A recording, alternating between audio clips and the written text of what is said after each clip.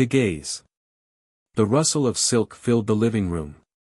Jonathan kept his eyes glued to the muted football game on the TV, but his ears were hyper-attuned to the sounds emanating from his mother's bedroom. It wasn't the usual pre-workday scramble of keys and coffee, this was different.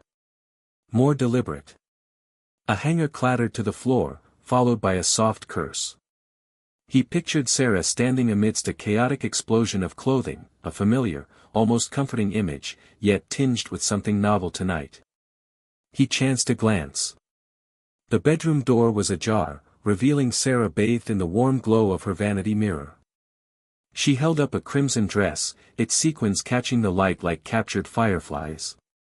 She pursed her lips, studying her reflection with an intensity he hadn't witnessed in years. It was a gaze reserved for important job interviews or, back when he was a toddler, school plays. She discarded the red dress onto the bed, creating a scarlet splash against the cream-colored duvet. Next, she pulled out a sleek black number, twirling in front of the mirror. Jonathan felt a strange mix of curiosity and unease churning in his stomach.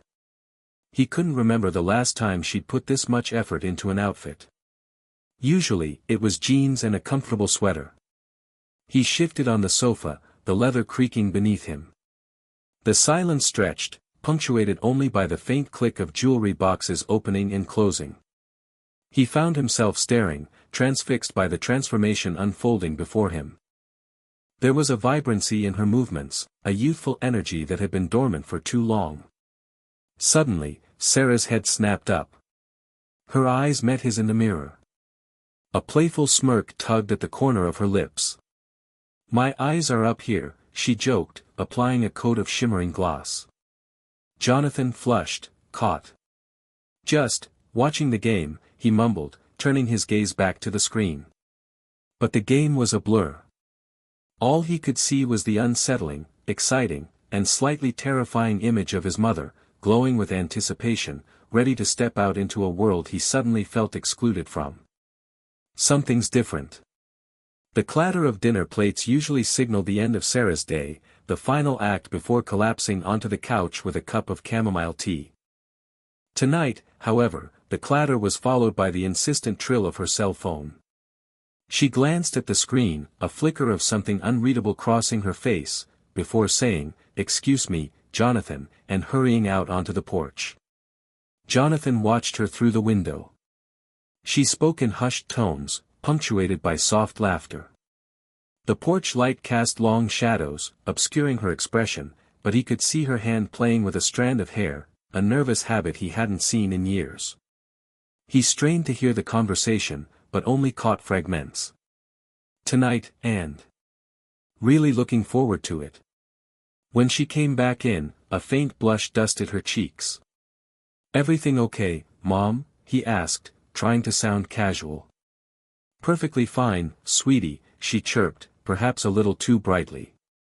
"Just Mrs. Henderson confirming our book club meeting next week." Jonathan frowned. Mrs. Henderson had the voice of a foghorn, there was no need to whisper. The next morning, he found Sarah humming while she dusted the living room. It wasn't just any hum, it was a catchy, upbeat tune he didn't recognize.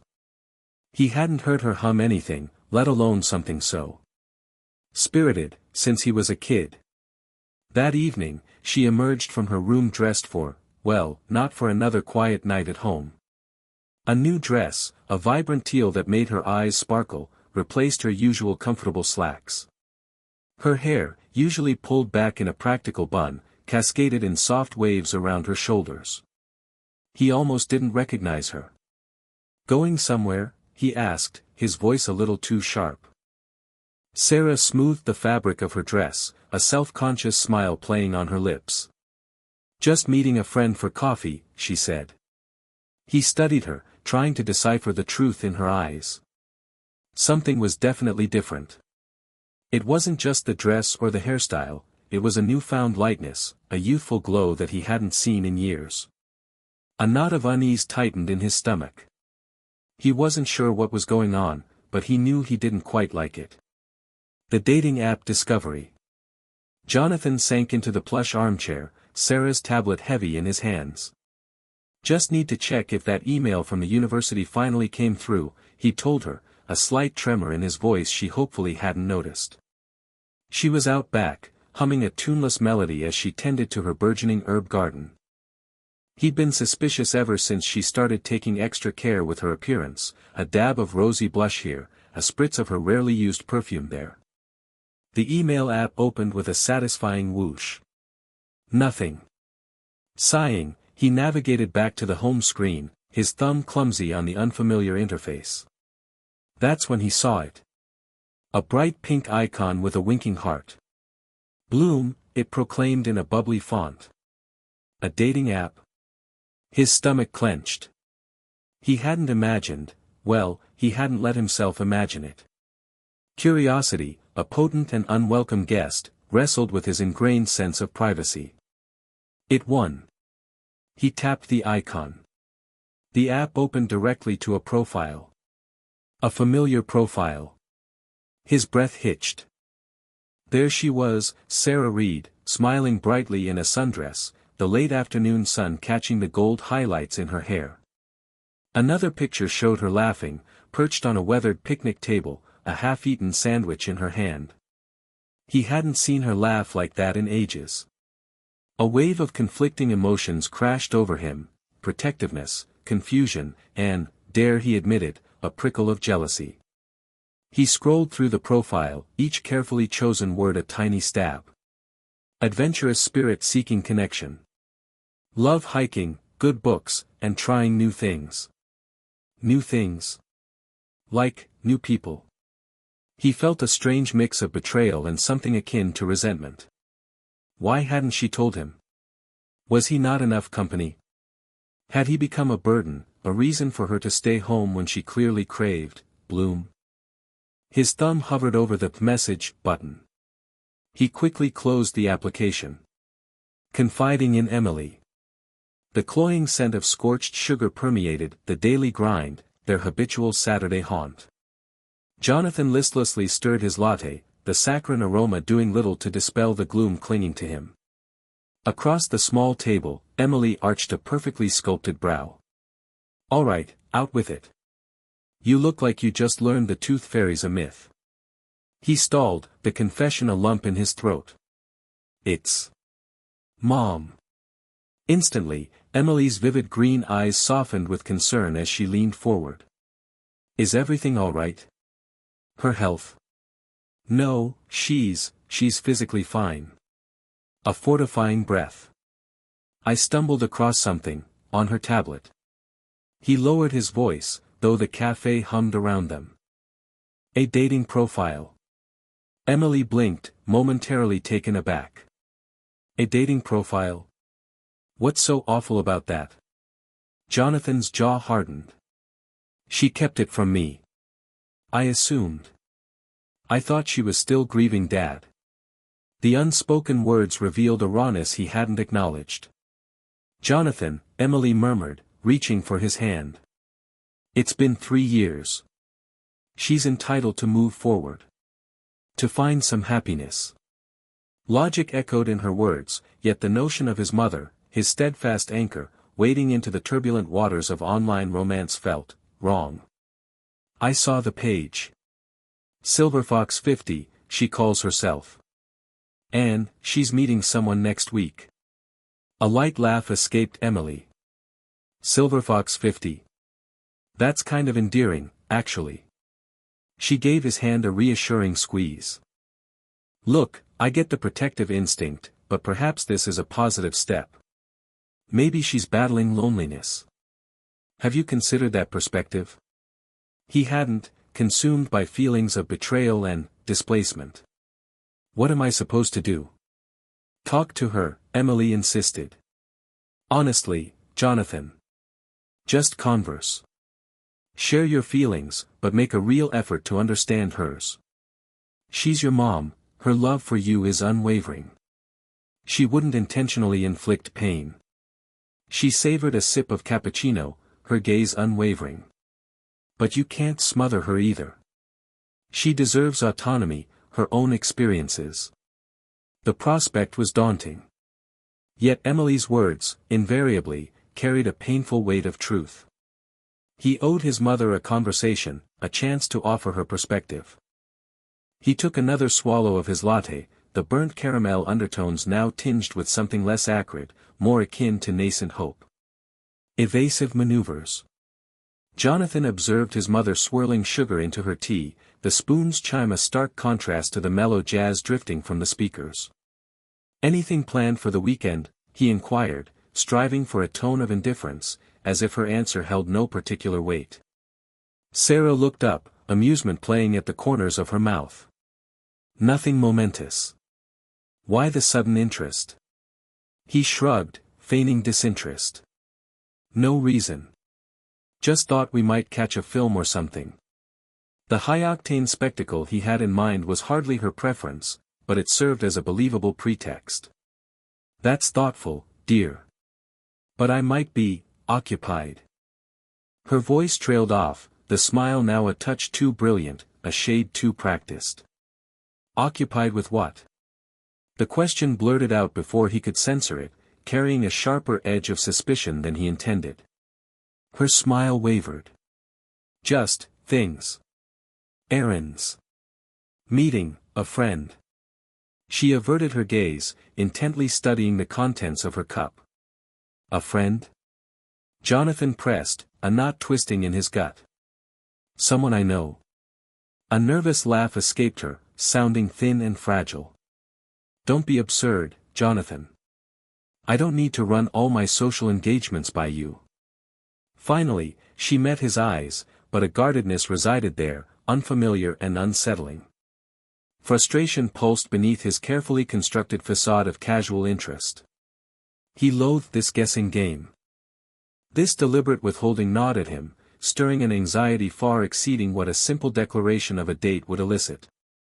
He yearned to know who, what, where, when, but knew direct interrogation would only drive her further into her shell. He pictured her, in some unknown locale, with an unknown companion, and a surge of protectiveness, bordering on outright possessiveness, swept through him. He needed the information. But how to ask without sounding like an overbearing control freak? "Right," he conceded, pasting on a smile. "Just offering. Have fun, whatever you get up to." He pushed away from the table, the chair legs screeching against the floor, the abrasive sound mirroring the turmoil within. Overheard conversation. Laundry teetered in Jonathan's arms as he crept past his mother's room. The crisp aroma of freshly laundered linen, infused with lavender, drifted from the pile, usually a comforting presence. It felt alien in the house's unusual stillness. Typically, chores were accompanied by blaring music, but today an unfamiliar disquiet propelled him forward in hushed movements. He was nearly past when a thread of sound escaped the sliver of space beneath the door, his mother's voice, a bright melody. He stopped, the laundry threatening to avalanche. It wasn't the literal words, but their inflection that snagged his attention. Sarah's usual warmth had been replaced with a playful cadence he hadn't registered in ages, perhaps not since his father's passing. A mixture of curiosity and apprehension pinned him to the spot. He leaned closer, the clean fabrics pressing into his skin. "Oh, hush," Sarah chuckled, a sound both alien and painfully familiar. "You're just flattering me." A deeper timbre responded, muffled but undeniably masculine. The words themselves remained elusive. Sarah's ensuing laugh, unguarded and genuine, sent a current through Jonathan. All right, maybe you've got a sliver of charm. Try not to let it swell your ego." Jonathan's gut tightened. He shifted, the laundry nearly giving way. He should move on, respect her privacy. But the air thrummed with unspoken meaning. This transcended casual conversation. This bordered on flirtation. "I had a marvelous time as well," Sarah murmured, her tone softening to a caress. "Yes, soon. I promise you." "Good night, then." A beat of silence. "You too." The line went dead. Jonathan remained paralyzed, the weight in his arms suddenly crushing. "You too." The phrase echoed, laden with implications. He pictured his mother, cheeks flushed, a secret smile gracing her lips. A smile not for him. His disquiet hardened, taking on a sharper edge, an emotion akin to betrayal. He abandoned the laundry on a nearby chair, an abrupt, consuming need to confront her blazing within him. Not about this, not yet. But about everything building up within him. About closed doors, about metamorphosis, about her evolving into a stranger. He strode towards the living room, his jaw a rigid line. He knew her routine, she would be reading. Tonight, however, he would confront her about the changes at work, the unfamiliar wardrobe, the trajectory of her life. He would demand answers regarding everything. The confrontation. Jonathan found Sarah in the living room, humming softly as she arranged a vase of vibrant sunflowers. He stood in the doorway, his hands shoved deep into his pockets. "Mom, can we talk?" Sarah turned, her smile a little too bright. "Of course, sweetie. What's on your mind?" He hesitated, picking at a loose thread on his jeans. "It's just, you seem different lately. Happier, maybe. And I've seen you on your phone, texting, giggling even. It's just, is there something you want to tell me?" Sarah's smile faltered, a flicker of unease crossing her face. She set down the flowers. "Jonathan, I'm a grown woman. I'm allowed to have my own life." I know," he said quickly, holding up his hands. "It's just. Dad's only been gone a few years. I just want to make sure you're okay." His voice was tighter than he intended. Sarah sighed, walking over to the window and looking out at the garden. "Okay isn't enough, Jonathan. I want more than okay. And yes," she turned back, meeting his gaze, "there is someone. His name is David." The name hung in the air between them. Jonathan felt a knot tighten in his stomach. David? Who is he? "He's someone I met at the community center. We've been seeing each other for a few weeks."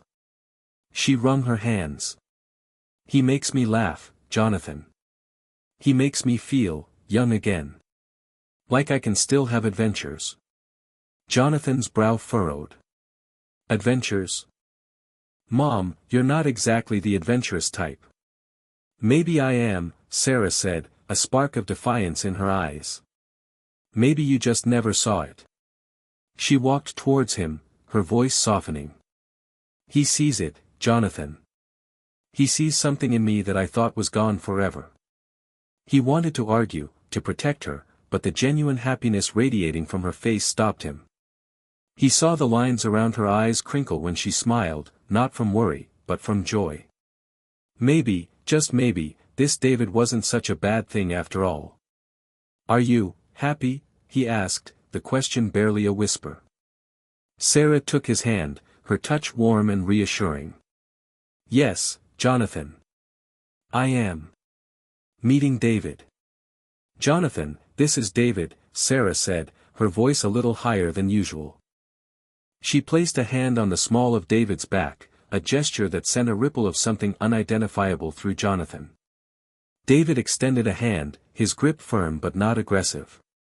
"It's a pleasure to finally meet you, Jonathan. Your mom's told me so much about you." Jonathan shook his hand, a curt nod his only acknowledgement. He scrutinized David, kind eyes, a warm smile that seemed genuine, but Jonathan remained guarded. He settled back onto the sofa, observing. They talked about Sarah's pottery class, David listening intently, asking insightful questions about the glazing techniques. Jonathan had heard about the class for weeks but never bothered to ask. He shifted uncomfortably. Sarah's laughter, light and airy, filled the room. It was a sound he hadn't heard in years, not since his father passed. Later, Sarah excused herself to freshen up. An awkward silence descended. Jonathan braced himself. "So," David began, leaning forward slightly. "Sarah mentioned you're a bit of a film buff." Jonathan raised an eyebrow, surprised. "She did, huh?" "Yeah, she said you know everything about classic cinema." I'm a fan myself. Hitchcock, Wilder, Kurosawa. A spark flickered within Jonathan. Kurosawa, he echoed, a genuine interest now coloring his voice. Have you seen High and Low? David grinned. Only about a dozen times. The use of color in that ransom scene is masterful. They launched into a discussion about film noir, the merits of different aspect ratios, and the genius of Orson Welles. Jonathan found himself relaxing, the knot in his stomach loosening. David wasn't some clueless romantic interest, but a guy who actually knew his stuff. He noticed how David spoke respectfully about Sarah, praising her artistic talent and her zest for life. When Sarah returned, her cheeks flushed, Jonathan found himself smiling. He saw David's eyes light up at the sight of her. Maybe, just maybe, this David wasn't so bad after all. In fact, he might be good for her. Acceptance and happiness. The scent of lavender and something baking, apple pie, maybe, drifted from the kitchen. Jonathan paused at the doorway, the sounds of laughter pulling him in. Sarah stood at the counter, her cheeks flushed, flour dusting her apron. David was beside her, attempting to peel an apple, but mostly just making a mess. He grinned sheepishly at Sarah, who playfully swatted his arm with a dish towel. Jonathan watched them, a knot slowly loosening in his chest. He hadn't seen his mom laugh like that in years, a genuine, unrestrained joy that radiated outwards, lighting up the room. It wasn't the polite chuckle she offered at his jokes, or the small smile she wore for the neighbors. This was different. This was happiness. Deep, satisfying happiness that bubbled up from somewhere inside her. He leaned against the doorframe, the wood cool against his back. He'd been so worried about her, about protecting her from getting hurt again, that he'd almost missed the obvious. She was capable of making her own choices, and those choices, for the first time in a long time, were making her happy. David finally managed to get a somewhat presentable slice of apple. "See? Master Chef," he declared, offering it to Sarah. She took a bite, her eyes crinkling at the corners. "Almost as good as Jonathan's," she teased, glancing at him. Jonathan pushed himself off the doorframe, stepping into the kitchen. "Don't let him fool you, Mom. He probably used a peeler designed for toddlers." David chuckled, holding up his hands in mock surrender. "Guilty as charged. But I make a mean cup of coffee, right?" Sarah nodded, her gaze softer as she looked at David. "The best." Jonathan cleared his throat, feeling a shift within him. He extended his hand towards David. "Welcome to the chaos, David. Glad to have you." David's eyes widened slightly before he grasped Jonathan's hand, his grip firm and warm. "Thanks, Jonathan. It means a lot." He squeezed, his eyes meeting Jonathan's. "I'm looking forward to getting to know you better." The aroma of baking apples intensified, filling the kitchen with warmth and the promise of something sweet.